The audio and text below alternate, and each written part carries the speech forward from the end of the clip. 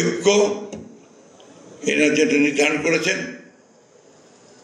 সংস্কার, নির্বাচন। আজকে 53 বছর পরে, এটা আমাদের দুর্ভাগ্য জাতিগতভাবে যে 53 বছর পরে আজকে আমাদেরকে এই বিষয়গুলো নিয়ে আলোচনা করতে হচ্ছে। আমাদের খুব ভালো হতো যদি আমরা প্রথম থেকেই এই বিষয়গুলো নিয়ে কাজ করে একটা জায়গায় এসে পৌঁছতে পারতাম।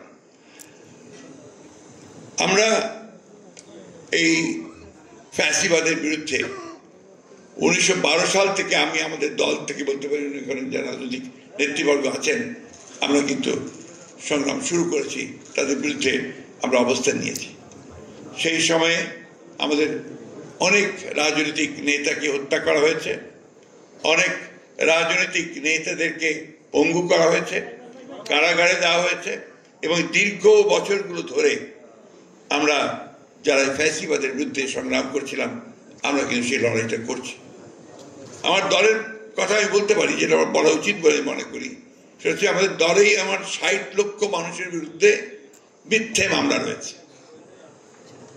আমাদের 700-র উপরে নেতা কর্মীকে গুম করে দেওয়া হয়েছে, প্রায় 20,000-এর উপরে বেশি মানুষকে আপনার হত্যা করা হয়েছে। আয়না ঘরের কথা আপনারা সবাই জানেন। ফাঁসি দেওয়া হয়েছে বিশিষ্ট রাজনৈতিক নেতৃবর্গকে। এই একটা অবস্থার প্রেক্ষিতে আমরা কিন্তু কখনো থেমে থাকিনি। আজকে যে কথাটা হচ্ছে সোচ্চার হওয়া, সেই সোচ্চার আমরা প্রথম থেকে থাকার চেষ্টা করেছি। তখন আমরা অনেককে আমাদের সাথে পাইনি, এখন আমরা তাদেরকে সামনে দেখছি, আমাদের খুব ভালো লাগছে, আমরা আরো বেশি অনুপ্রাণিত বোধ করছি।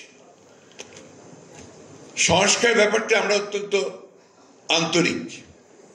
আপনাদের অনেকেরই জানা থাকা উচিত যারা রাজনীতির সঙ্গে জড়িত আছেন যে 2016 সালে আমাদের দলের চেয়ারপারসন দেশনেত্রী বেগম খালেদা জিয়া, তিনি ভিশন 2030 একটা আমরা একটা ডকুমেন্ট বের করেছিলাম, যেখানে রাজনৈতিক সংস্কারের কথা খুব পরিষ্কার করে উল্লেখ করা ছিল, এবং যে বিষয়গুলো আমরা পরিবর্তন আনতে চাই সেই বিষয়গুলোর কথা আমরা উল্লেখ করেছিলাম।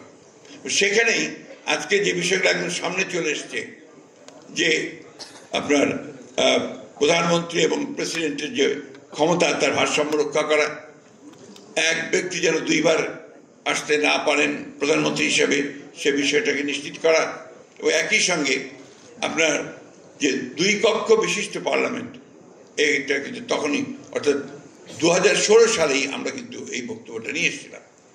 আমরা এটা আলোচনার জন্য দিয়েছিলাম, জনগণের সামনে পেশ করেছিলাম। পরবর্তীতে 2022 সালে আমি তখন জেলে চলে গেলাম, আমরা বেশ অনেকেই জেলে গেলাম। সে আপনাদের মনে থাকার কথা, গোলাপবাগে একটা জনসভার মধ্যে দিয়ে আমরা প্রথমে 10 দফা, এবং পরে সমস্ত রাজনৈতিক দলগুলো আপনারা সেটাকে সমর্থন করার পরে সমস্ত রাজনৈতিক দলগুলোর সঙ্গে যারা ফ্যাসিবাদের বিরুদ্ধে আমরা আন্দোলন করছিলাম, তারা আমরা কিন্তু একসাথে আলোচনার মাধ্যমে আমরা 31 দফা আমরা একটা কর্মসূচি, সংস্কারের কর্মসূচি আমরা নির্ধারণ করি। এখানে মান্না আছেন, জুনায়েদ সাকি আছেন, আমার অন্যান্য রাজনৈতিক বন্ধুরা আছেন, তাদের সঙ্গে আলোচনা করেই দীর্ঘ 2 বছর আমরা এটার আলোচনা করেছি। আমাদের যারা প্রখ্যাত এই বিষয়গুলোতে আপনার বিশেষজ্ঞ, তাদের সঙ্গে কথা বলা হয়েছে, বারবার বসেছি। ডক্টর আলী রিয়াজ আছেন, তার সঙ্গেও কথা হয়েছে, অনেকের সঙ্গে তখন আমরা এই কথাগুলো বলেছি, আলোচনা করে নির্ধারণ করেছি।